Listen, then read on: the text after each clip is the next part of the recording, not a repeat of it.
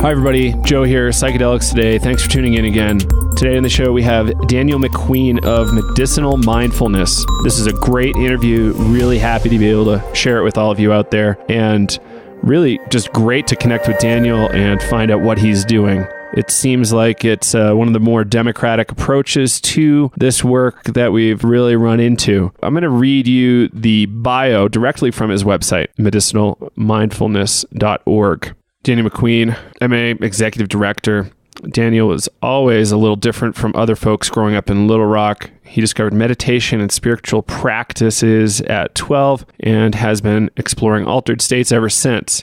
He apprenticed under a number of shamanic teachers and has been a practicing intentional journeyer for over 15 years. For Daniel, working in the professional field of psychedelic harm reduction isn't a career interest, but represents a core identity and life calling. Finding a place to honor such a life calling within a world has until recently been prohibited. It has been an interesting challenge. After graduating from University of Arkansas with a degree in communication, where he was a student, activist, and non-native member of the Native American Student Association, Daniel traveled down a many-forked and unmarked road through the wild terrain of political activism, corporate accountability research, and campaign finance reform for many years in Washington, D.C. Disillusioned by the city, he moved to Florida and opened a small meditation center to explore grassroots community organizing before moving to Boulder, Colorado, and returning to school at Naropa University. Daniel earned a master's degree in transpersonal counseling psychology from Naropa and received advanced training in MDMA-assisted psychotherapy through a year internship with the MAPS Boulder MDMA for PTSD study. It was his experience with MAPS that inspired Daniel to explore alternative visions in psychedelic activism and entrepreneurship. Daniel bridges transpersonal paradigms with the grounded clinical and organizational skills necessary to begin addressing the significant ecological and mental health crises facing our society today. Although Daniel no longer practices as a clinical psychotherapist, he supports his clients as a teacher, coach, ally, and event facilitator, providing individual and group transformational experiences and deeply held intentional conversations.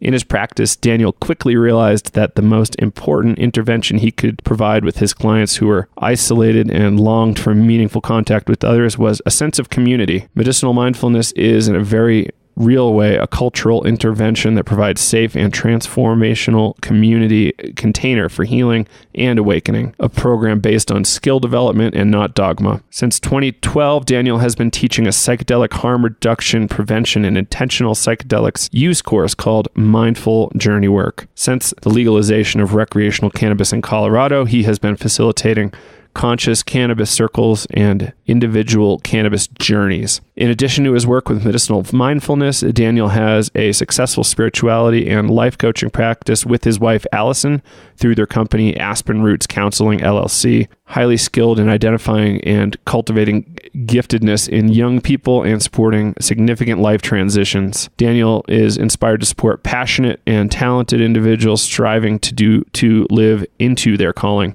A primary focus of his practice involves assessing and addressing the benefits and difficulties related to psychedelic and cannabis use and misuse. Daniel co-founded the Naropa Alliance for Psychedelic Studies and helped organize the first annual psychedelic symposium at Naropa in 2012. He's currently working with Grounding Solutions to develop a natural rescue medicinal for users of psychedelics and cannabis. He is CPR and first aid certified, as well as mental health first aid certified. A little addition into what they're up to now. They also do what's called Psychedelic Shine. Psychedelic Shine is a speaker series they did 7 times in 2016, and in 2017 they'll start out with a big one in February featuring Dennis McKenna. I think we get into that in the show a little bit. They are also facilitating something called Cannabis Healing Meditations, now that are geared towards medicinal marijuana patients specifically. Also, their community breathwork is expanding to 2 times a month in 2017 to better facilitate an ongoing practice. So that's it for the bio. The talk is really great. I think you're really going to love it. If you want to support us at all, the best way to really support us is to tell a friend or give us a review on iTunes. So thanks for listening. Enjoy the show and let us know what you think. info@psychedelicstoday.com.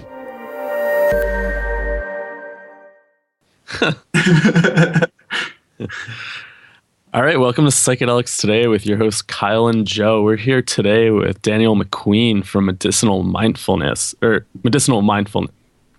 correct? Yeah, you got it. Sorry, tongue-tied. It is. Welcome to the show. Thanks for joining us to chat. Thanks for having me. I'm really happy to be here. Yeah. Maybe just to kick it off, as usual, maybe just talk about your background. How'd you get involved in this work? You guys do some psychedelic harm reduction work. You do work with cannabis and breath work. So, how'd you get involved in this kind of transpersonal realm?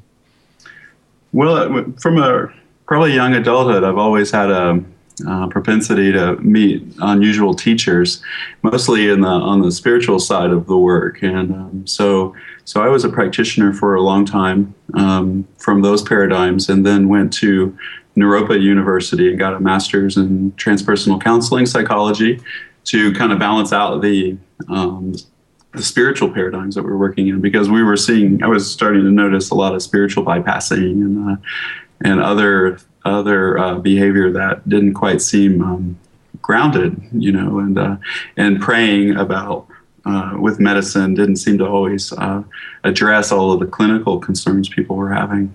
So at Naropa, I went to the first psychedelic sciences in 2009 and was really inspired by that work, and got involved with the MDMA for PTSD study here as the first intern in their intern study. And the idea there was to pair a experienced psychedelic therapist with a younger professional to, one, be a teaching opportunity for the younger professional, but two, to reduce the cost of having two therapists in the room. And my wife and I ended up interning there for a while, and she went on and did 13 MDMA sessions with the study, my wife, Allison McQueen. And then after leaving the study, I started Medicinal Mindfulness with Allison, and we've started out using teaching harm reduction, psychedelic harm reduction classes. And then a friend of mine suggested that we start working with cannabis when the retail cannabis laws were shifting in Colorado. So we started experimenting with that and found that to be a really effective tool to induce psychedelic states with the right set and setting. So that became our primary focus. So now we do a breathwork practice called community breathwork, our medicine song community breathwork. And then we do a psychedelic sitter school where I'm teaching people how to be facilitators, primarily like mindfulness practices and transpersonally oriented somatic practices and things. And then graduates of our program become sitters for our cannabis circles and breathwork circles and things. So cool. Could you briefly define spiritual bypassing, just in case nobody knows that one? Spiritual bypassing is like working with a clinical issue, a psychological issue, like trauma, for instance, is a real common one, using prayer techniques or meditation techniques. And in a sense, it doesn't, are turning towards always the positive would be a good example, or always the fun side of the work. Reaching bliss states or having nice trips. And then that these experiences might provide a little relief short term, but in the end, they don't really address the underlying clinical concerns that are going on. And when that happens, it has a tendency to amplify and escalate. And it'll come out sideways in unconscious behavior or pretty significant blind spots in a person's presentation. So we see it a lot with like ayahuasca community, or people who are traveling to Peru or something, you don't have a context for the experience, and then come home and they're not quite sure what to do with it, right? So they'll go back again and again and again instead of working to address what came up in their experience. Right. Yeah, that helps a lot. So, it's a Naropa word, I think. Right, absolutely, and it's out there in a lot of spiritual circles. I just hope it becomes a little bit more understood I'm sure people that are deep into that spiritual bypass thing have all sorts of excuses and talk arounds to talk their way out of it, but it is a real thing, and I've seen it firsthand. And regular psychedelic use, I think, leads to inflation and to larger and larger, more apparent issues in their day to day. You either have an ego inflation, like narcissism.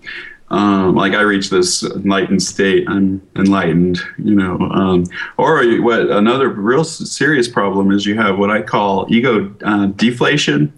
And it's this inability to function in the world as they could, like breaking down the ego again and again, creates these spaces where you just don't want to come back down. And so people start to become underemployed or quit their jobs, or relationships shift pretty significantly, and the quality of life has a tendency to go down. But there's this underlying, it's okay because I've experienced enlightenment or bliss or whatever word you want to put on it. Yeah. So. Yeah, that's a really important topic within this realm of studying. Yeah, it's. We talk a lot about integration in our program. How to do integration work, what it really looks like, and how to bring the gifts back with us that we gain from this work, whether insights or once you clear trauma, you got to replace it with something. So, so we talk a lot about integration and safer use practices. What do you mean? Go ahead. Oh, sorry. What do you mean by bringing it back and then using it? I forget what you just said, but well, to give you an idea, like I would say our work is split about 50-50 between healing and letting go of the past and trauma resolution. And then the other half of it is stepping into who we are as a human being to our fullest potential. What is our calling? And how do we bring that calling into the real world, right? Not just have it live in potential. So most people kind of dance back and forth between these two, starting with a lot of healing work and a lot of trauma resolution therapies. And then once that space is cleared, another process starts to naturally evolve around waking up to what you really want to do with your life. And that's hard work to bring that back in, like you have a deep inspiration that's up here and really big, and bringing it down, we call it bringing it down or bringing it back, is trying to incorporate those ideas or those realizations into a working space. How does it affect your life and community? And on the grand scale of things, like when people talk about this with LSD assisted psychotherapies or LSD and problem solving, but you can use cannabis in the same way. And so we're working to create containers where people can come to either as a community, a small group of working professionals, or individuals coming to actually do problem solving sessions, and that's, we gain insights in how to move forward with our work all the time from doing this. So it's pretty amazing. It's really interesting. The big shift I'm from reading your articles and watching your talk and talking to you now is it's very rare these days, at least in the last 3,000 years, to see cannabis talked about as like a really serious sacrament or like a psychedelic agent that can function very similarly. And reading the format, it makes sense. One of the articles said something about, kind of pushing the outer limits of your dosing, your normal dosing, and then laying down with your eyes closed. It's very similar to how mushrooms or LSD psychotherapy would operate in a room usually, right. Eyes closed, going inward. But it makes a lot of sense, seven big bong hits, that's going to do something to somebody. Right. Yeah. It's a combination of factors. We call it like a synergistic effect that, so people are taking medicine, and we recommend specific blends of different strains to heighten the psychedelic effect. And there seems to be specific combination of strains that make some blends more psychedelic than others. But you're talking about, like, if we were to take the word cannabis off of the experience, a lot of people don't believe we can do what we do, and Right. until they try it the first time. And it's more often than not said that was way more than I expected. And a lot of people compare it to ayahuasca and DMT, probably more than the other medicines. And I don't really have any way of proving that to you until you come for a visit. But imagine a journey could be an hour and a half to 2.5, 3 hours long, full visuals, full somatic experiencing in the body, very unusual sensations, energetic awakenings happening, and then on top of that, it's very similar to the psychedelic psychotherapy, where people go inward, have experiences that of previous life experiences for trauma resolution.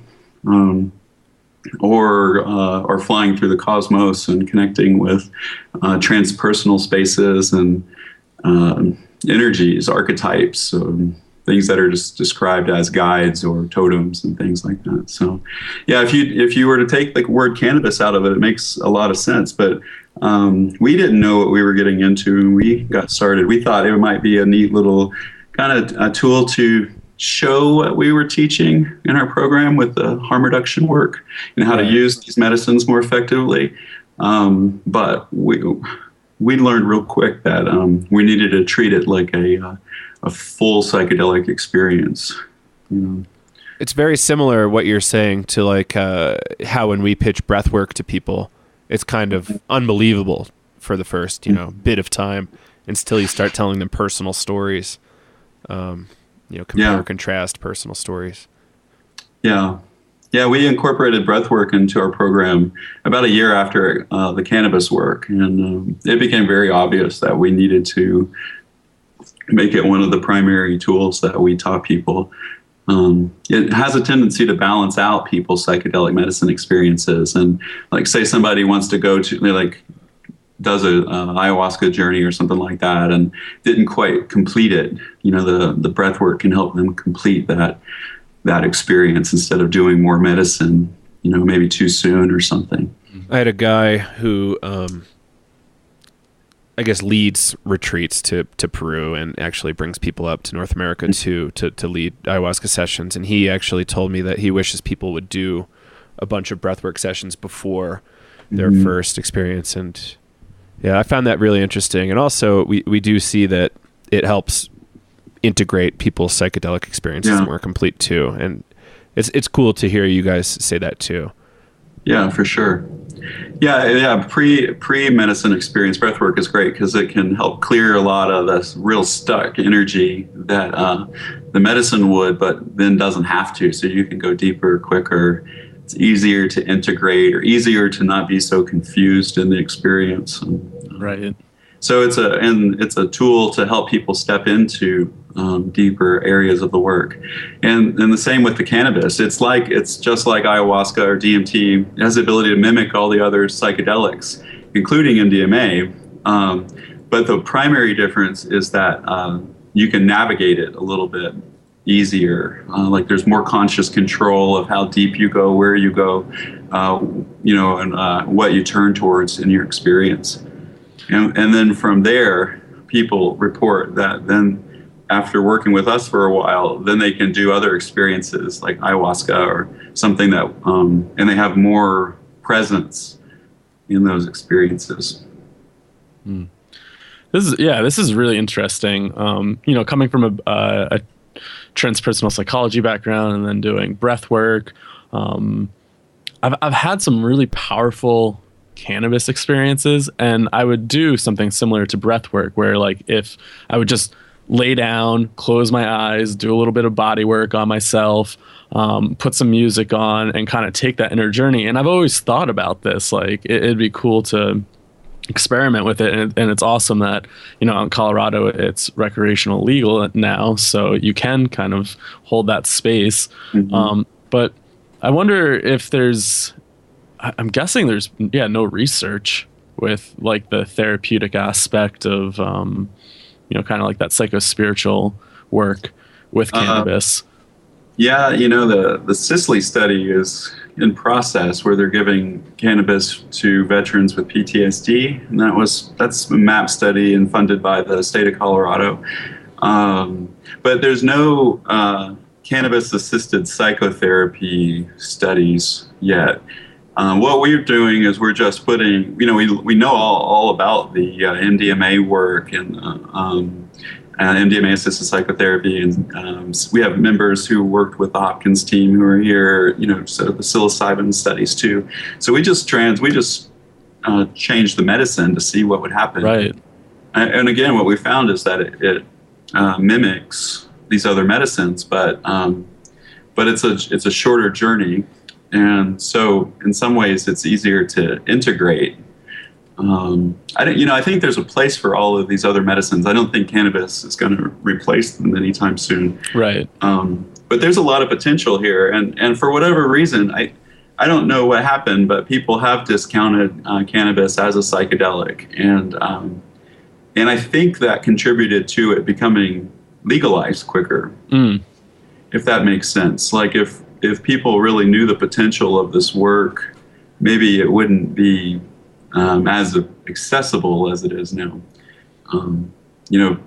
Pointing to some of the main reasons why they became illegal in the first place. So. Right. So cannabis is a tricky medicine. She's real tricky, and she made it into legalization before all the other psychedelics. We just didn't treat her like a psychedelic. She's regulated like alcohol, and that's just not reaching her potential. In this work.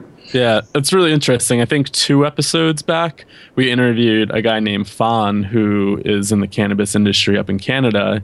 And I asked him about maybe the spiritual effects of cannabis. And, I think he views it more as like a medicine, maybe to treat pain or whatnot. So it's interesting to follow up and then hear your perspective about this now, which is kind of cool.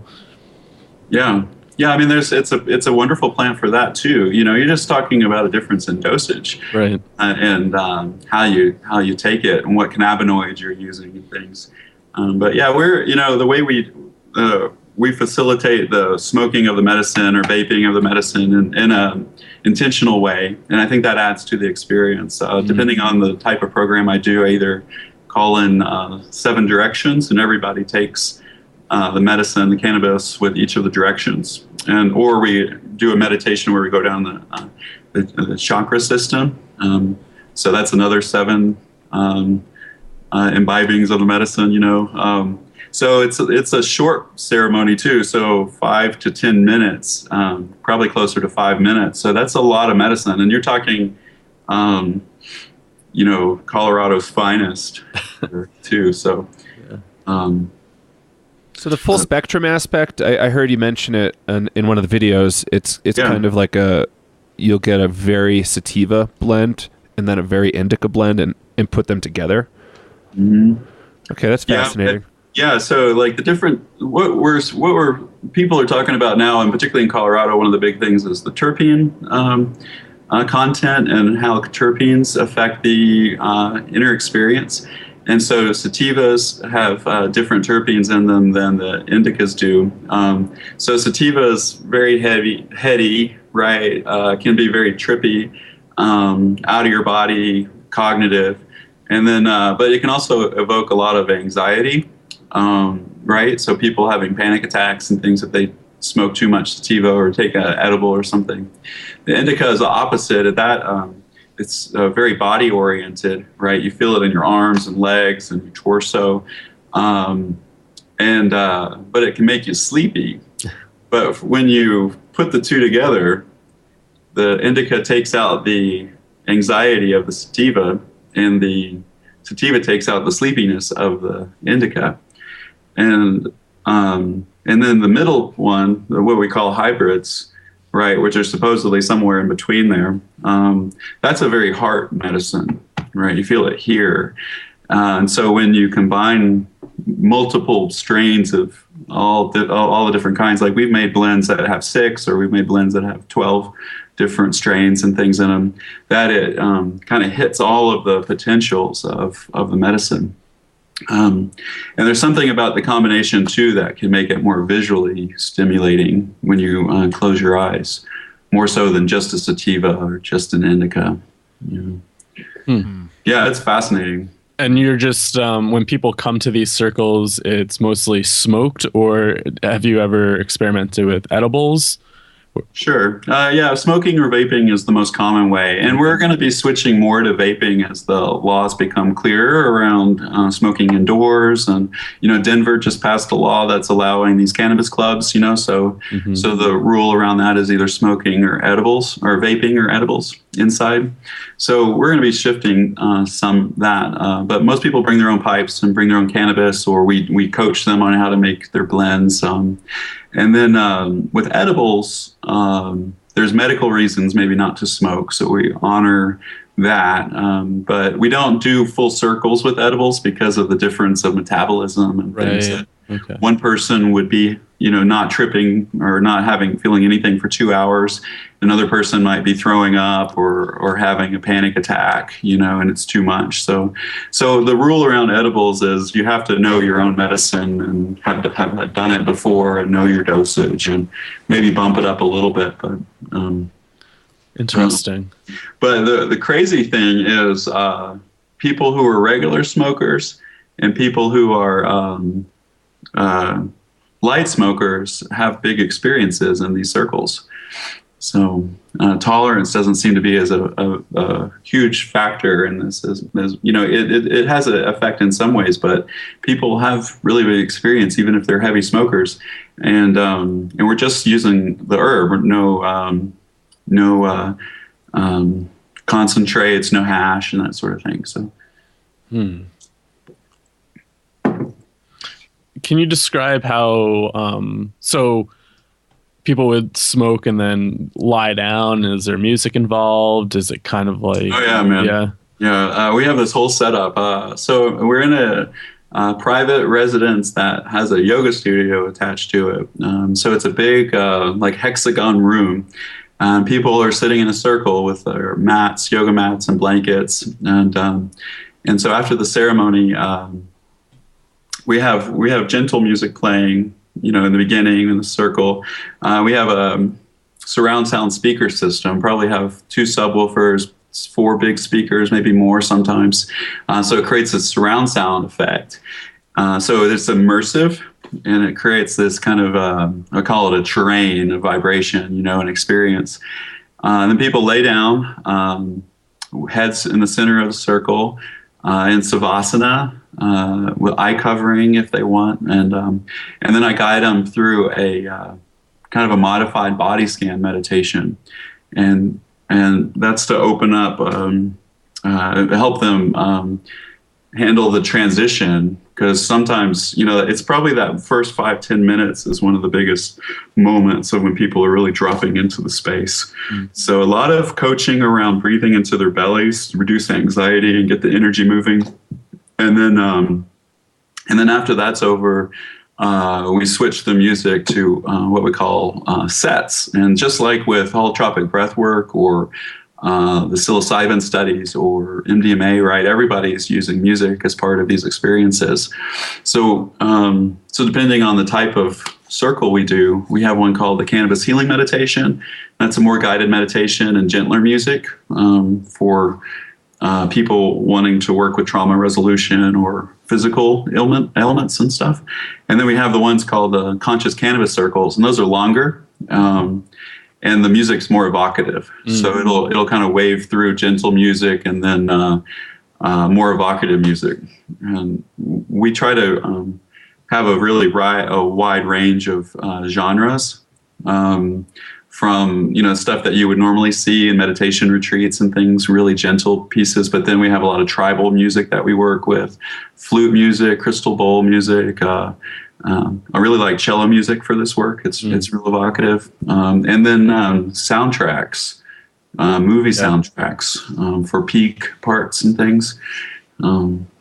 So it's more, we've learned from since we've been going, we used to, the music used to be even more intense than it is now. And we learned that we needed to titrate it a little bit, so not blow people out of the water.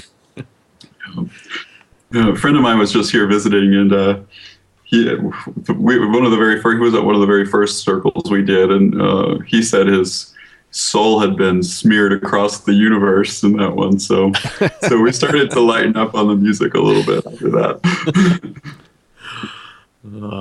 Maybe I can learn something from that. I think my next playlist might be a little more calm. That's a good point. Yeah. Oh, I love that stuff. I love the evocative stuff. What kind of sound system do you use? I have my laptop. We have kind of a mix recording system, and that can fade in and out, and I can have it on auto DJ. So if I'm not paying attention to the music, it'll shift the music, and there'll be a little bit of overlap so that the transitions are smoother. And then that just plugs into the Yoga Studio system, and then we add speakers to that. So, cool. So yeah, I use Spotify as a really great resource for this work now. Like when we got started, we didn't have any online, resources like that. So it's been great finding new music. Mm-hmm. Yeah, I never really thought about building a playlist right in Spotify. That's a great point. Mm-hmm. Yeah, you do that, and then it doesn't, like, the particular program I use doesn't completely translate directly from Spotify, but there are programs that do. So we purchase the music and then integrate it in the sets. Cool. So. And you've also experimented with live music, correct? More so with our breathwork circles. Oh, okay, breathwork. But we've done 3 Halloween circles, and the last 2 we've experimented with live music. So that looks like we might have a dozen crystal bowls in the circle with Tibetan metal singing bowls. Those create great resonance sounds for this work, and then drumming, didgeridoo, and then keyboard, to create different tones and different effects and things, and then some different percussion instruments, rattles. Joe likes to, one of the musicians likes to use an ocean drum to mimic the sound of waves, rain sticks, thunder, coil things. Yeah, man, it's quite a production. And then with the breath work, they're all live now, unless there's like a musician out of town or something like that. And so we've been doing the live music with the breathwork for a couple of years now, and that adds quite an incredible element to the experience. So the musicians can immediately respond to processes in the room, right? If things start getting really amped up, they can amp up the music, or you can feel out when the transitions needs to happen into gentler spaces. So it's very interrelational, I guess. Yeah. A couple of years ago, I used to facilitate with an aunt of the Wood Brothers. You familiar with the Wood Brothers, the musicians? I think they actually live in Boulder. They're pretty famous. Medeski Martin Wood was their big jazz act that one of them was famous in, and we talked about getting them, and it was logistically difficult to get a famous act to play for us. And then thinking about bringing guest musicians in, but that's probably years away. How many people do you have in your breathwork events as participants? Breathwork, they average between 14 and we can fit as many as 28 in the room. Wow. And it kind of goes back and forth from there. And we can do a circle of 16 people that fit in the room, and then if we get more than that, we do rows. And we can fit 26 comfortably. We can cram a few more in there if we need to. And how many sitters would you have for a group of 14, or facilitators, or however you guys phrase that? Yeah, it'll be myself, and then a senior sitter, somebody that's assisting me, and then we'll have 2 to as many as 6 new sitters who are there holding space for the first time or the first few times, and that's part of their training. So like the last one we did, I think we had 14 breathers, and the two musicians, me, and then two sitters. And that was just last Thursday. So I have a cannabis circle on Saturday, and there'll probably be 3 or 4 sitters at that one. Cool. Yeah. Sober sitters, we always have somebody sober in the space. And then there's some sitters as part of their training, they'll smoke a little bit, and we call that active sitting. And so that's an opportunity to really sink into what it's like to feel not just your own experience, but to really feel into the collective field that's created. So what does your training look like for all of your programs? I'm sure you have kind of multiple tracks, or however you put that. Yeah. It's hard to get the numbers up to do everything we want to do, right? But so we go and we kind of do modules.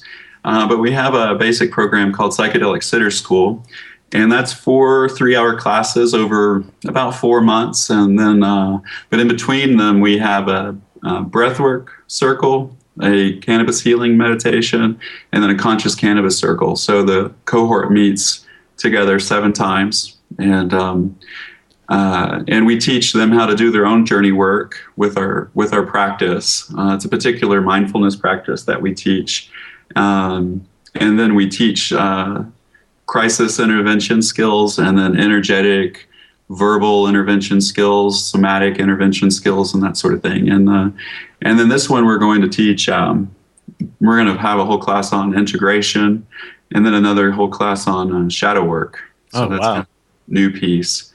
And then people who graduate from that can apply to be sitters for our program. And there's a once a month 3-hour class to keep them in the conversation.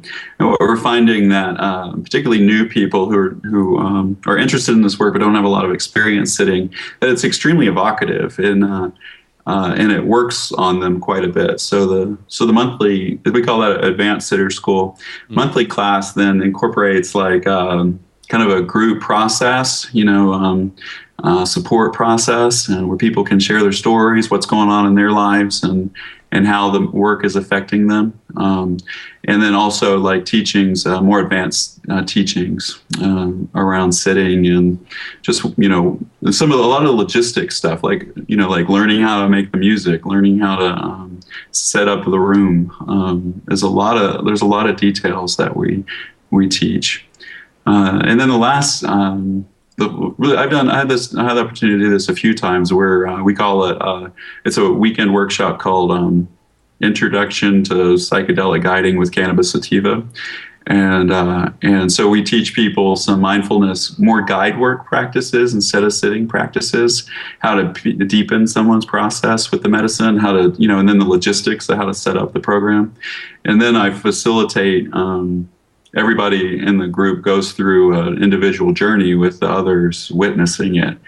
And so each one's a couple of hours, 2 to 3 hours long. And then people have a real world experience of, not only witnessing the interventions and the suggestions that we offer, but what it's actually like to be in that space energetically, without having to worry about being the one in charge of safety and facilitating. So that's been a really good one. So cool. And how long is the training program? Like the whole series? Yeah. We haven't quite made it to the point where we can have it manualized and things. I used to do martial arts when I was younger, so it's been more modeled after, instead of a therapy training program, it's more modeled off of a martial arts program. So the idea is it's ongoing practice, and right. And then we teach, we throw in the teachings when they're needed, to respond to what's going on in the community. And but we've had people that I would consider graduates of the program, and couple of 2 to 3 years, people are getting into that space of really confident in their abilities to facilitate these experiences for others. But these are people also with advanced healership backgrounds too, either in therapy or massage therapy, some other work too that this adds to it. So right. So yeah, we're still learning.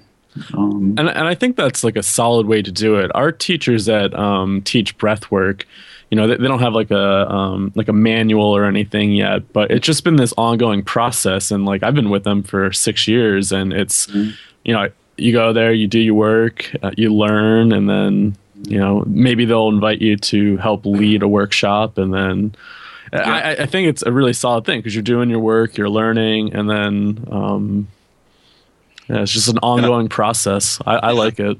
Yeah, you want to think about something that we don't really talk about much in our community is resilience and tolerance, and that these are capacities that can be developed over time, right? So the more you do the work, the more you're in the space, the more you do your own journey work, the more resilience you develop to engage the big stuff that comes up. And it's a very energetic experience.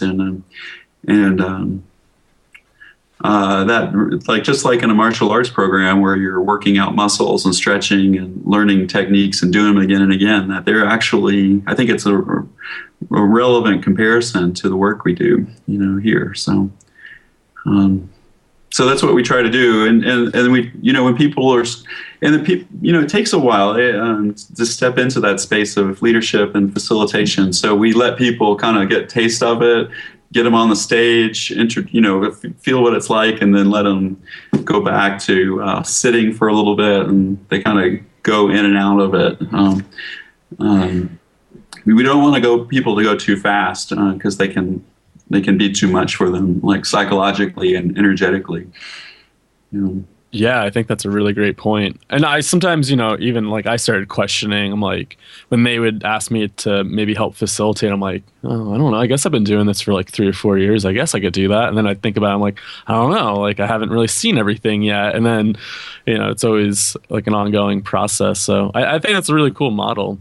Yeah, it's fun. It's a lot of fun.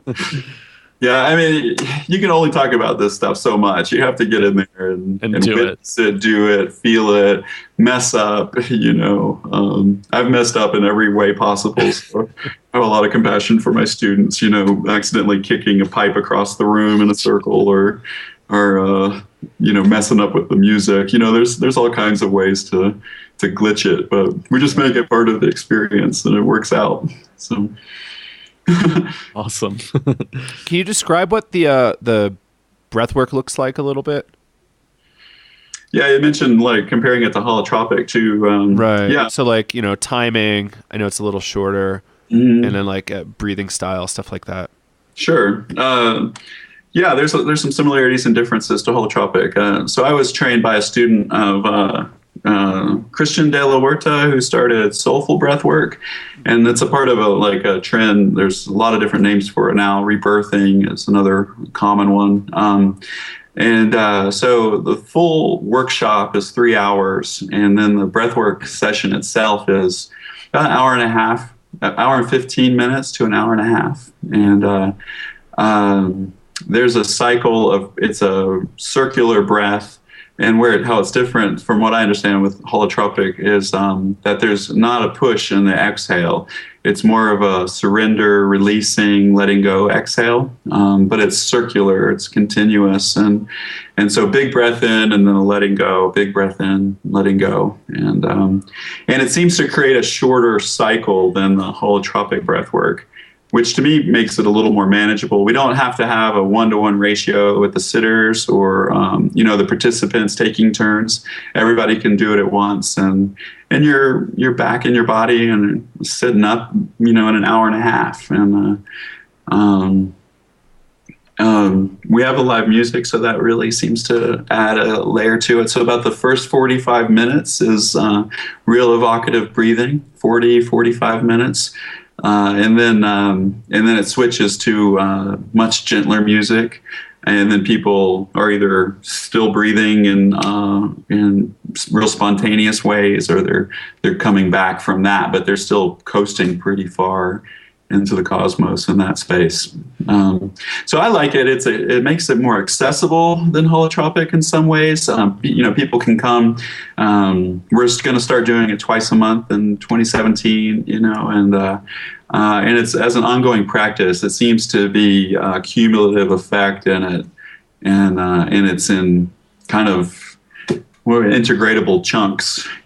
So it's not as intense as holotropic, but it fits kind of the community needs that we have.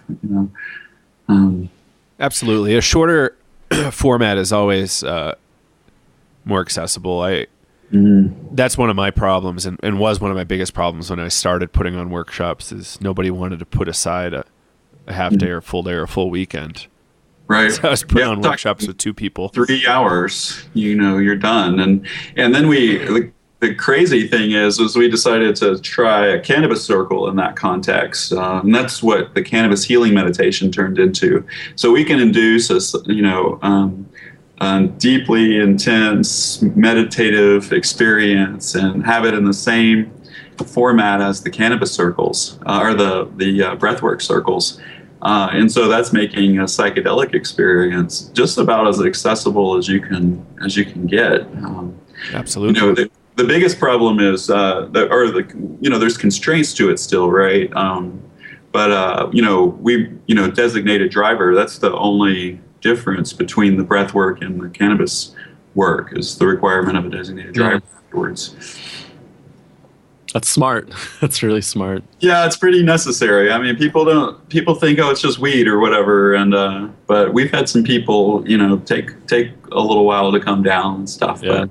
But just as a liability issue, we're already pushing so many edges that we want to keep everybody safe and the community safe that's doing this. Yeah. Are people able to use Uber or anything like that, or taxi services?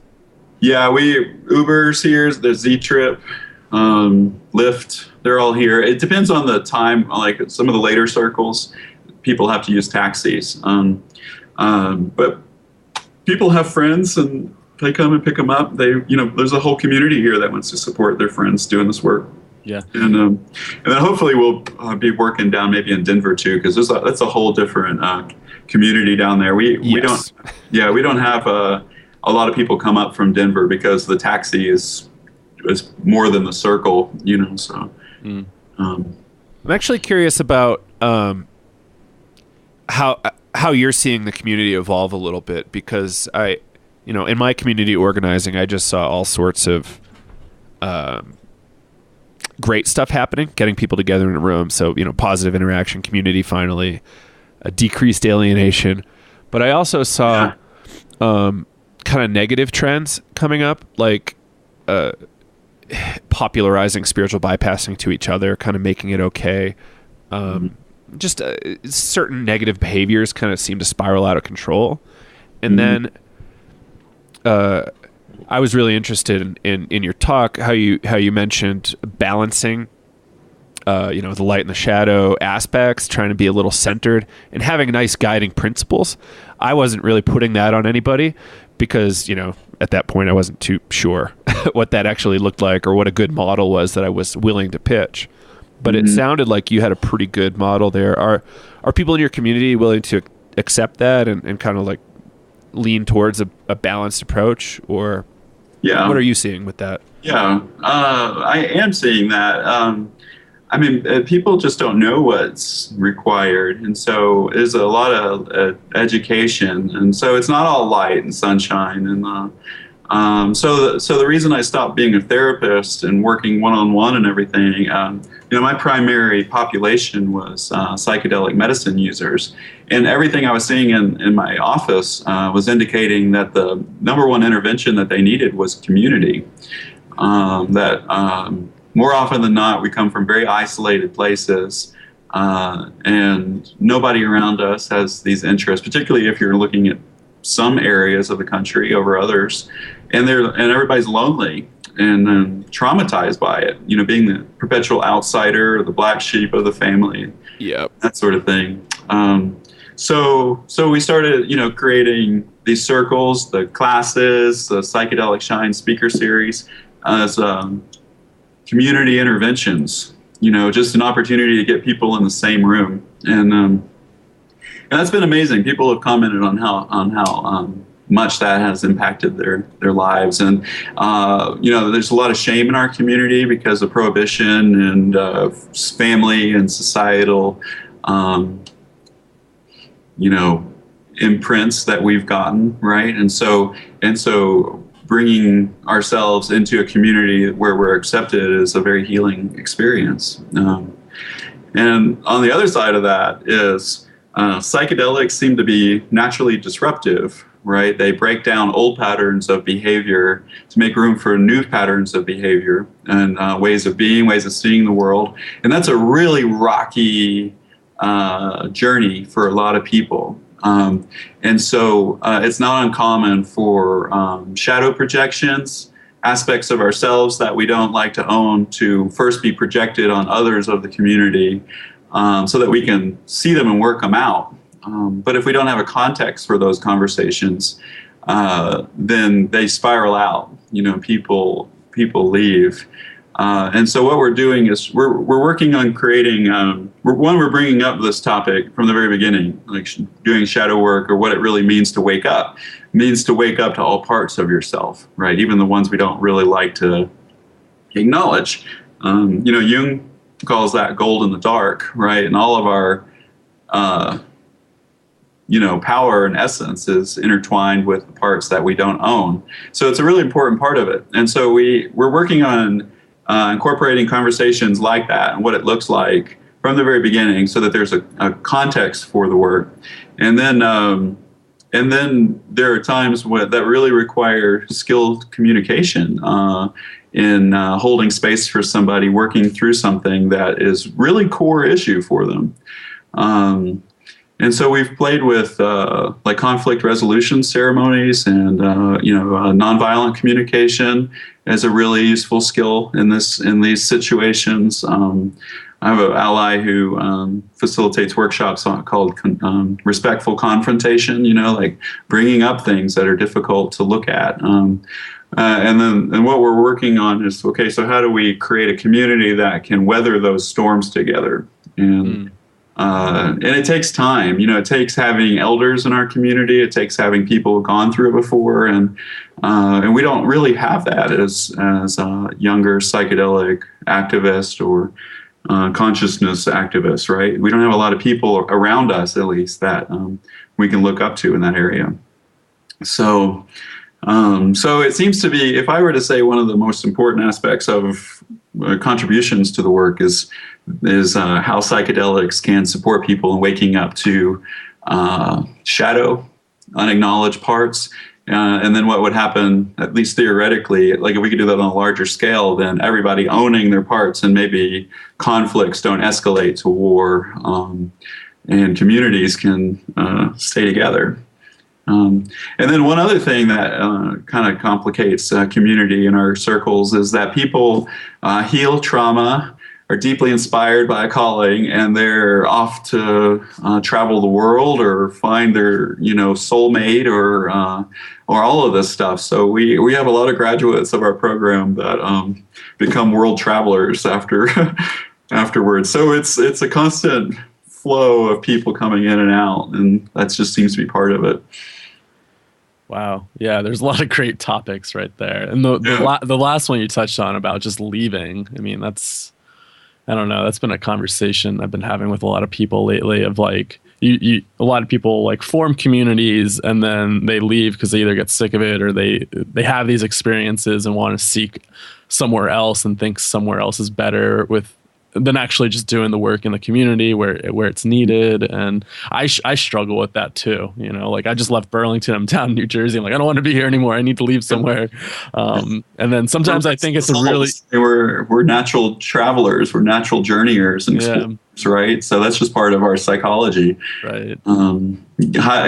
People who are generally interested in psychedelics are highly gifted in at least one area, very creative and very mercurial. They're all over the place. And so how do we ground that without losing the essence of the gifts of it? we get diagnosed with shit, ADD, ADHD, there's all of these quirky patterns that we have that in the end are our greatest gifts, so. Right. Yeah. Yeah. It's hard work. I mean, if you're, you have to have hard experiences with this work to really get the most out of it. Mm-hmm. And some people touch on that and they are gone, they bolt. Others dive in, and some really struggle, and others have significant breakthroughs. Yeah. You brought up a topic, I think, in the video that you sent along about set, and then skill set. So you added this extra S into set and setting. Could you explain a little bit about what that skill set is? Yeah. I went into Naropa and got a master's in counseling with a transpersonal focus, and then also a pretty significant mindfulness influence. It's a Buddhist college, so a good portion of our work was in mindfulness practices, actually straight up meditation classes, but also mindfulness informed psychotherapy practices. And then I was working with a counselor who was a teacher at Naropa, a very advanced meditation practitioner, and he pointed out that skill sets was a necessary addition to the work. And so I started thinking about this concept of set and setting, which I'm assuming your population or viewers know about, right? Mindset. Let's hope so. Yeah, I mean, we've been talking about it for 50 years now. Yeah. So mindset, which is the state you're getting into, and I would say that I would disagree with the statement that you always have to be in the best mindset. That sometimes when you're in a really evocative space or really struggling with something's right up there. It's a really good time to do it when other conditions are held, right? So setting, we tweak setting as much as we can. Creating sacred space, decorating the yoga studio, the music, candles, incense, and everything. We really try to work with that too, but there seemed to me a huge blind spot that you create a right mindset, you put yourself in the right container. Then you just hope that it works out, right? You just hope that you have a good experience. And to me, that's the equivalent of like throwing somebody with a really good intention onto a big ship and saying, okay, you have everything you need here to sail around the world. Now go do it. And there might actually be some skill sets involved in sailing, right? And so we started to incorporate in the language, I consider it like adding another dimension to the set and setting, this idea of skill set. And so there's skill in both set and setting, developing the right mindset and creating the right space and that sort of thing. But then you have mindfulness practices that can be used to help you actually navigate the experience itself, instead of the basic recommendation that we have is trust the process and surrender, right? And I've talked to Rick Strassman a little bit about this. Sometimes there's some spaces that you really don't want to be surrendering into, that it requires an active engagement. And a lot of this, like which rabbit hole am I willing to go into in this moment? So we have a transpersonal context. There's a lot of skill and that's connected to mindset too. And then we have a lot of somatic practices that connect with somatic psychotherapies, like somatic experiencing, sensory motor processing, things like that. So there's some specific skill sets that you can do there. And then developing capacities to perceive in altered states.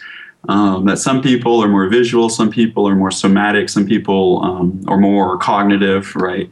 That these are actually different lines of development that you can develop over time, and then have these full psychedelic, transpersonal, full body, full awakening experiences, and you can learn to navigate these psychedelic spaces as if it were a train, right? You can move into it and explore it. Focus is a skill set that's really important because, if the whole universe is doing this, how do you stay engaged with whatever you're wanting to be in contact with?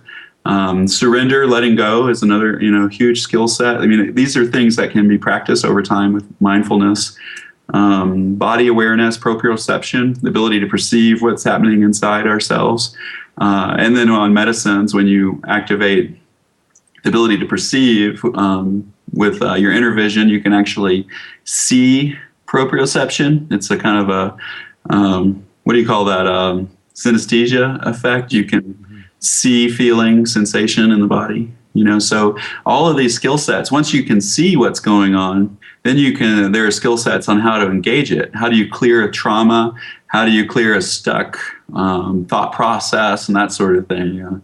There's a lot of things you can do in that space once you're able to stabilize in it. So that's quite a dimension to that idea. What kind of proceduralized training do you have around that? Like, there's all these different lines of development. Is it just kind of like in time, verbal lessons? Like your student runs into X problem, you kind of give them a little nudge? Some of that, yeah.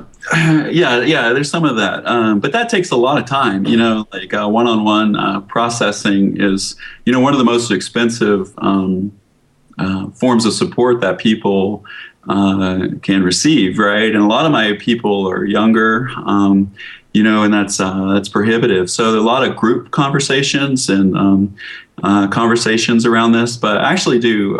I think I sent you a sample of one of the things we teach is the 5 awareness practice. Mm-hmm. So there's physical sensations. It's like the ability to perceive in different ways. There's physical sensations, energetic sensations, emotional content, mental content, like judgments and thought processes, right? Because those are spinning in our brain all the time, right? And then the last piece is like a very, transpersonal, visual, symbolic, right? And so you can do body scans. Like I recommend people do body scans where they just focus on physical sensations or energetic sensations or emotional sensations, right? So if you bring awareness to your heart, how are you feeling emotionally, right? And focus on that. And you can cultivate these practices by staying focused on these ways of perceiving. And then what you do is you start to pair them. Or you can experience all 5 simultaneously. So your body's shaking, something physical is actually going on because you feel energy moving through your legs and arms, and these energetic discharges, right? And that's straight up somatic psychotherapy right there, is letting a discharge leave the body, right? Straight up out of somatic experiencing. You're having an emotional release. Maybe fear or grief, anxiety, right? Because all of this is happening simultaneously with a memory that something that that was difficult or traumatic, right, is starting to clear and move through the system. This is straight out of MDMA-assisted psychotherapy, and then it becomes, then there become symbolic representations of these experiences. The more psychedelic part, that kind of overlays on that, or you connect with an ally or guide that completes that trauma process and pulls you out of it, right? So the more you can hold all 5 ways of perceiving, it's like watching a movie in 3D with the right sound instead of the video cutting in and out and the audio cutting in and out, and all of a sudden changing a channel completely, right? Like that's what psychedelics do sometimes. Is you just keep changing the channel, So how do you tune it, right? So you just get right there, you hold that, and stay with the process. And cannabis, it turns out, is a really great tool for this. It's intense, but it's just slow enough to really engage it. Yeah, wow, that is awesome. I really like that concept of developing these skill sets and understanding some of these processes. It sounds really shamanic in some sense, like understanding what's going on and then engaging with it. I've noticed even through like the breathwork realm, it's a really engaging process. Something comes up, breathe into it, or there's like some body work involved, and it's a really that's right there. Yeah, you learn how to navigate these realms a little bit more and understand, okay, this is coming up now. Maybe I could use this. Maybe now is a really good time for body work. Maybe now is not a good time for body work. Yeah. And then, so you're pointing to two skill sets right there, ability to use your breath, right? So fast breathing, intentional breathing, slow breathing, belly breathing, right? Body work is a huge part of this, work, right? Larger work. But then you're pointing to another skill set hidden underneath that is intuition, developing your capacity to know without knowing why you would turn towards breath work or turn towards movement or body practices and that sort of thing. So intuition, like you're never going to know, right? As a factual thing, which way to go in these processes. Right. But you can develop an intuition, and the more you do it, the more trust you gain, the more it will show up. So it's a major fact. The ability to perceive energy is another skill set that's important. And right? do you teach this with the psychedelic sitter school to like an overview on how for people to engage in this process? Mm-hmm. That's awesome. Yeah, I mean, like it's only 4 classes, so it's more of an introduction to a lot of these concepts. But the very first things we're learning, we're teaching people how to do the journey work practice themselves, so they have an idea of it, right? Because a lot of people think they know how to do journey work, but really don't. And so we work with that piece, and then the biggest thing around sitting is we call it tracking the energetic experience, what's going on. But we use so we're transpersonally focused, right? So, energy to us is a real phenomenon. It seems pretty obvious when you do this work. So we teach people how to use their own nervous systems to be a secondary nervous system for that person's inner process.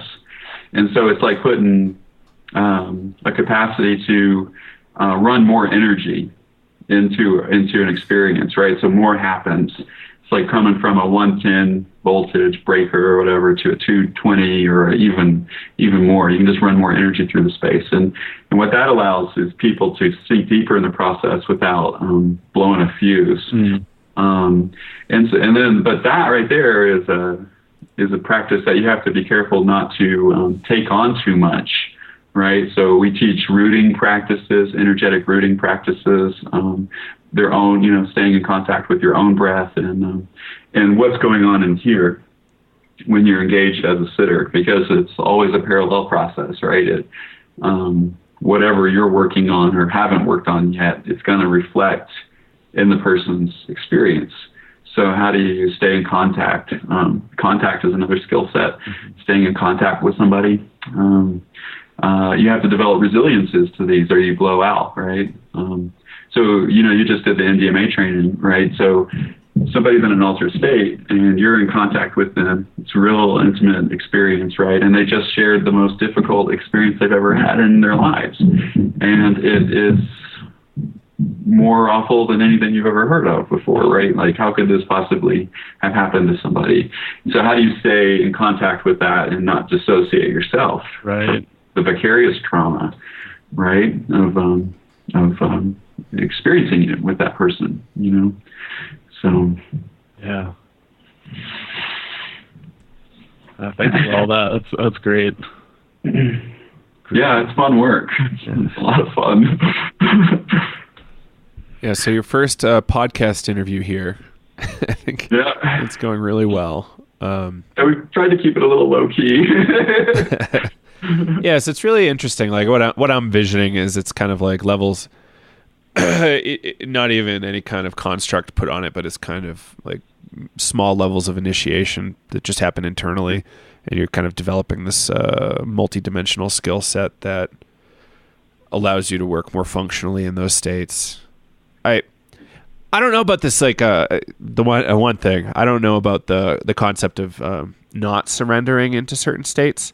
Like, do you have any examples of what you mean? I would say that's a very paradoxical space. Right.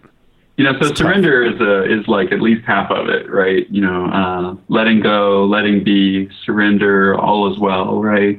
But it's not just an inner state. The skill set of the sitters and the guides allow those processes to be safe enough to surrender into, But what would be an example of not surrendering?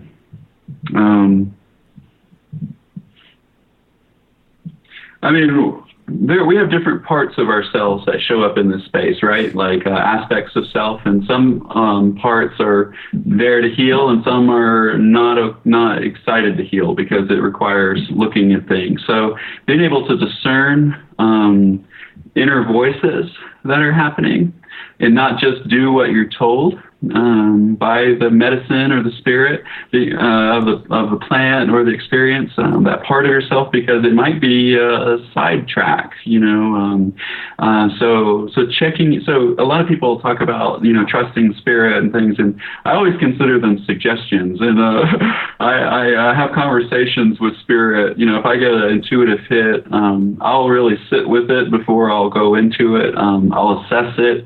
I'll find it in my body and clear what I can in my body, right? Instead of just, going with the flow of it.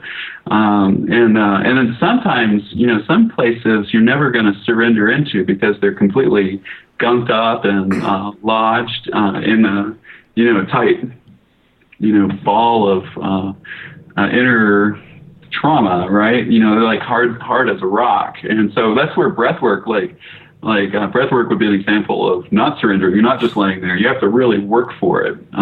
But within that space is a full acceptance, right? An always acceptance, a turning towards and allowing, So I would say maybe it's not about not surrendering. It's about just discernment of how you do and ways to engage it. There's more than one option, So my recommendation is to let surrender be, and letting go. Like surrender has kind of a negative connotation, but it's a good word to use. But letting go of just having that one technique, right? Give people more options.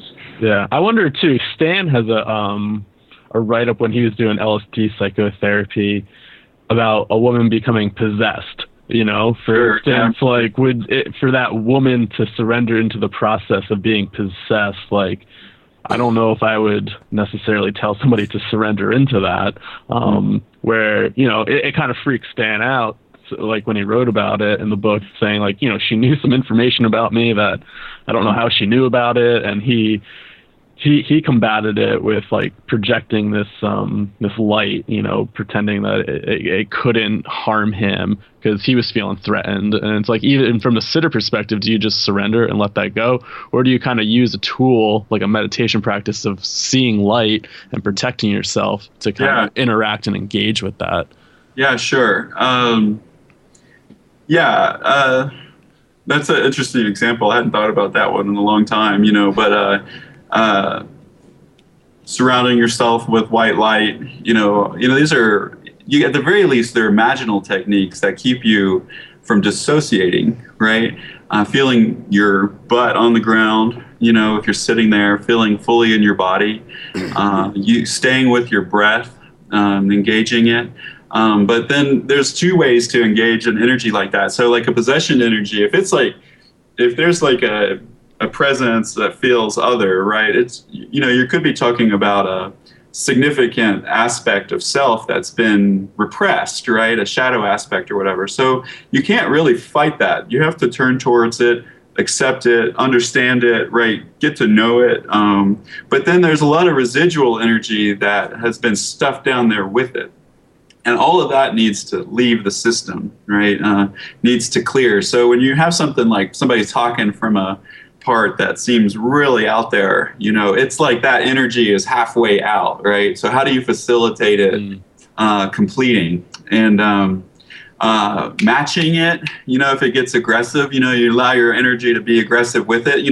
There's no physical contact or harm being done, but you match the energy of it. Somebody's got rage, you let yourself feel it, experience it, but you stay in contact with it, breathe with it, and don't identify with it. So there's sometimes you can let it flow through you, but sometimes it's better to deflect it, move it around you or put it into the earth, put it in a safe place, because, you can get tagged energetically by this phenomenon, and it can cause physical injuries to the sitters, or psychological. Like I said, your circuits can get popped a little bit. Yeah. I want to mention a couple things. Like it's not that it's safe, but there are traditional examples of these like possession things being part of religion. I guess they're done in a safe context most of the time, but I'm sure traditionally it wasn't always safe. But it was part of their religion and traditions, like, in particular African pre-voodoo, Haitian voodoo, stuff like that. And then the other part, when you were speaking about the not surrendering, in our breathwork format, we try to always talk about safety and don't necessarily fully act out sexually, or don't act out sexually. Like maybe try to keep your pants on, and if you really need to, just keep your underpants on, stuff like that. And it's just like don't act out sexually towards somebody in the workshop, because that's encroaching on their safety. Sure. So there is a certain line, and I didn't really think about that in the context of right. Like it's a polarity. You can safely surrender because there's really good boundaries. You know what I mean? Like they exist together. But you can fully surrender into that space, knowing that there's good boundaries. Mm-hmm. But yeah, I mean, this whole idea of exorcism and possession, it's really not uncommon in psychedelic communities, and particularly like in the Native American church and ayahuasca communities. Like a good percentage of the Native American church work that we've experienced is like people purging and clearing energies that aren't really parts of themselves, and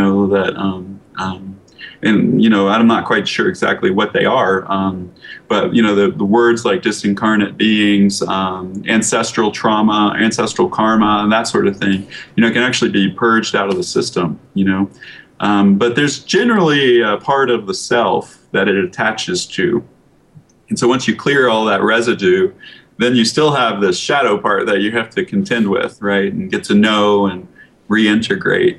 So you can't just, the spiritual bypassing would be like, oh, I just cleared all that negativity out of me, I don't need to deal with that anymore.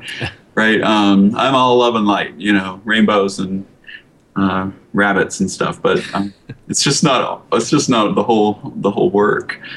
So what type of integration techniques do you teach? Yeah, it's a good question. Well, we say that there's like this period that's really important to pause in your life if you can, and not make big decisions based on whatever you just experienced, because sometimes it will continue to unfold and you'll get little tidbits here and there that adjust your course some, so we ask people to take their time with that, and that's easier said than done. People working a lot or going to school, right? So general self-care techniques, hikes outside, hot baths, talking with friends, journaling, things like that, introverted type techniques.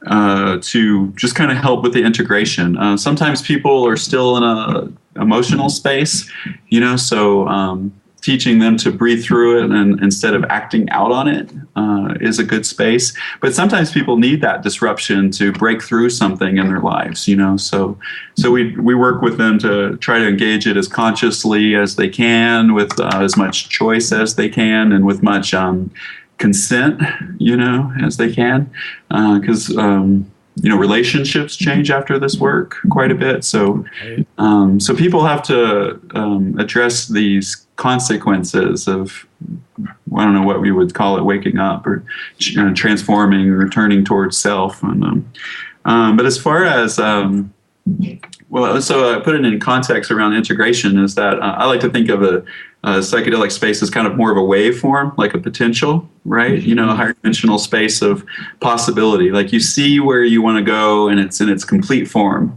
right? Like I'm going to be a blank and you just see it right there, right? And it's like you could just take a step and jump right into it. But that's a higher dimensional awareness, right? And so what we try to teach people is how to break that waveform into a linear progression. So of that wave, what's the next step? What could take you towards that process or that goal that you have or that you saw or that vision that was inspiring? And we help people ground it one step at a time like this.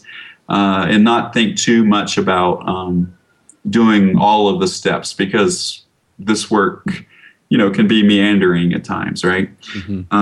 So what we found is people who try to jump from where they're at to that vision have a tendency that vision has a tendency to collapse or break down or not work very well. So and then there's a whole integration period of how you pick yourself up from messing up and stepping into your calling and doing it again, you know. So let me think of anything else around integration. Do you have any other thoughts on that?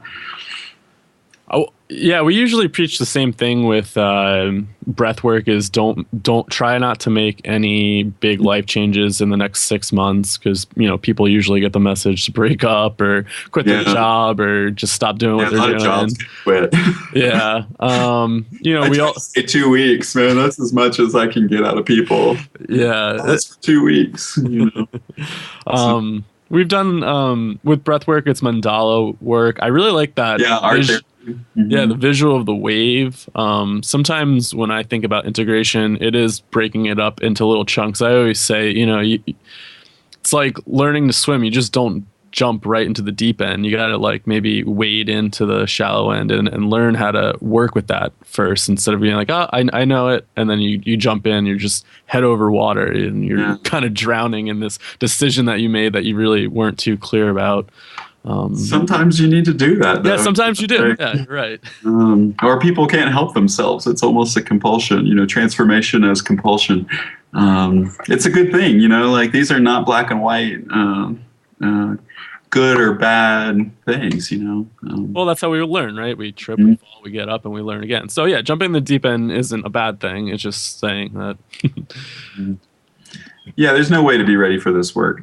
So, yeah, what we found is, you know, you were mentioning the stepping into initiatory experiences, you know, instead of starting with the big guns or saying I want to be a shaman or I want to be a guide, and the universe will start throwing things at you to prepare you for that pretty quickly. So we're like, why don't you start with I want to be a sitter at this one circle, see how you do.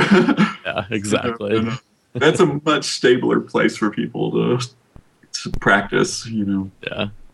I think they taught us that in that Bill Murray movie, What About Bob? Baby steps. Yeah, baby steps. So, again, baby steps and then paradigm shift and then more baby steps. Yeah.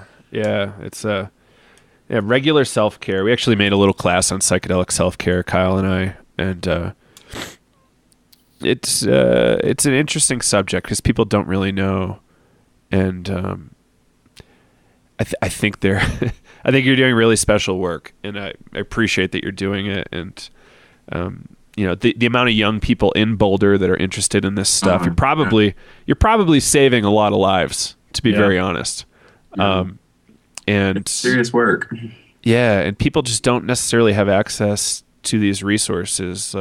We helped a student from the northern Midwest recently with planning her first time, just because, you know, she was going to do it anyway. So like, how do you do some remote harm reduction? And it turned into just the most beautiful story, you know. That's great. So thankful we were able to spend that time to do that. It's so rewarding. It's so rewarding sitting with people and helping them prepare. So that's what I do outside of the circle work or breath work. Is I don't work with other medicines, but I do help coach people who are using other medicines, and it's amazing. I love hearing the stories afterwards. And they go deeper because they know they can talk to somebody about it, So it's an interesting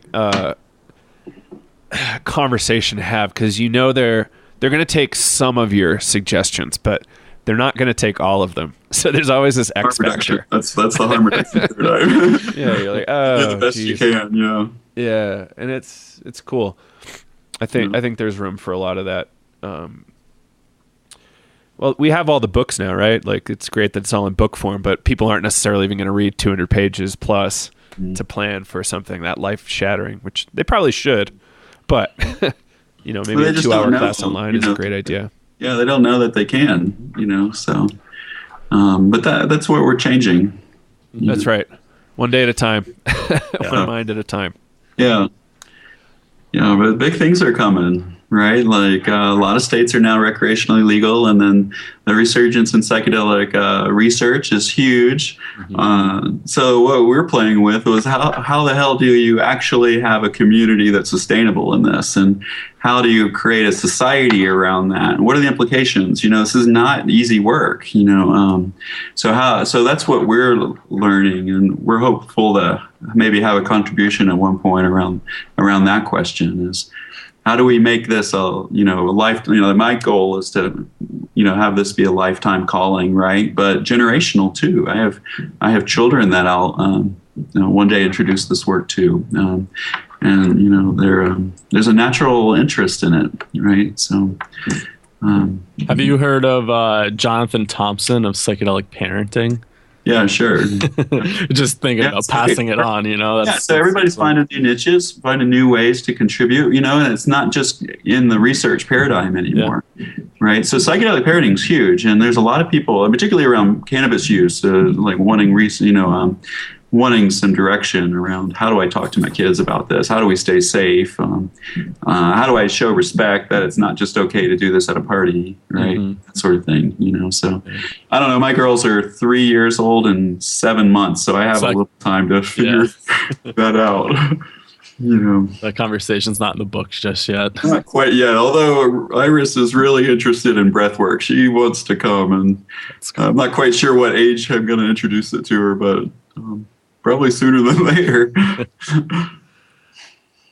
Cool. Just being conscious of time. Seems like we might be wrapping up soon. Any final thoughts or maybe visions of what you guys are going to be doing with your program, or visions in general of psychedelics? Yeah, those are not small questions. Well, we're just going to keep going as we are. We're about to enter a pretty significant development period. Like, there's only so much that you can teach orally. I think there's got to be some outlines and manuals developed as part of this, and those are pretty time consuming.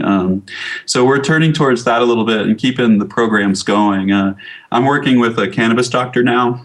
So we'll be offering the cannabis healing meditations to specifically medical marijuana patients, because I think that would be a huge contribution to healing in this area. So we're developing that now. We're going to keep the conscious cannabis circles going once a month, and then we've doubled. We're starting in March, which is as soon as I could get the yoga studio. We're doing the breath work a couple of times a month. And the idea of that one is, like, these are interesting times to say the least. And we need to develop as much resilience as we can and as much problem solving capacities as we can to engage what's happening in the world.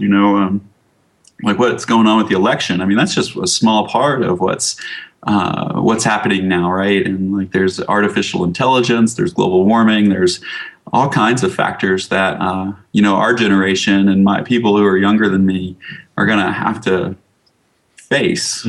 So we believe that not only can our work in psychedelics in general heal trauma, but also there's more than enough evidence to indicate that you can have really significant cultural and scientific innovations with this work, right? So how do we create that? And then next year, February 12th, we're having a big psychedelic shine event, and that's the speaker series and community gathering, and it's an all-day event. Dennis McKenna's coming to be our headliner. And then we're doing a breathwork that night at the Boulder Theater. So if y'all can come down for that, we could use more sitters. We have enough space for, I think, about 150 breathers. So we'll see if we can get to that capacity. When was the date? In March, you said? February 12th. Yeah, so that's our next big psychedelic shine. And psychedelic shine is all about not just promoting what psychedelics can do or what the future holds, but it's about promoting what we're already doing, like the podcasts and everything else, the new literature and research. McKenna's working on some projects in Canada, and then all of the clinics that are opening up in other countries. Like we're already in it, right? Like it's not a future thing. So we're just trying to remind people of that. That we don't have to wait anymore to do this work legally. So facilitating community as intervention. I saw that was a great line you had. Yeah, man, that'll stick with me for a bit. Yeah, community as intervention. Yeah, and I did it for myself too. I mean, I'm 39 now, and like I work with a lot of people in their early 20s, young adults, and I didn't have anything like this when I was that age. So it's a healing for me too to be able to provide this because I didn't have it, and I landed in some rough spots sometimes. Yeah, I think that's what got me started on this. I had a near-death experience when I was 16 and trying to figure out, that at such a young age. I had no community, and I think that's why I'm so drawn to the community aspect and giving this work back in some sort of community and just providing resources because, I was so lost. And the only people I had were just, through books. And, thankfully for those books to be written. Otherwise, I don't know. No kidding, man. Yeah. And Stan Groff and the whole Tropic Mind, it was one of the first ones. It made it. It was the first time that things made sense. And and then Rick Strassman's The Spirit Molecule, DMT Spirit Molecule. These were early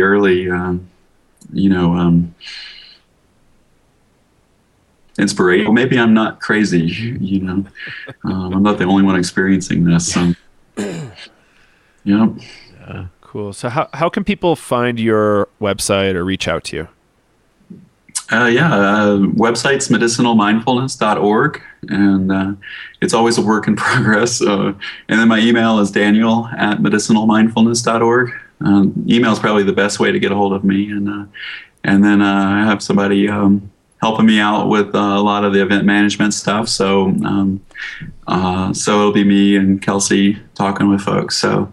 Yeah, we're always open. We want to connect with people and share what we're doing, and we really want people to check out Colorado, what's going on here, and translate what we're doing to other parts of the country because it's happening already. So, yeah, fantastic. Well, it's great being on this, and keep up the good work, and let's stay in touch. Come to a circle. See, we'll do another podcast. It's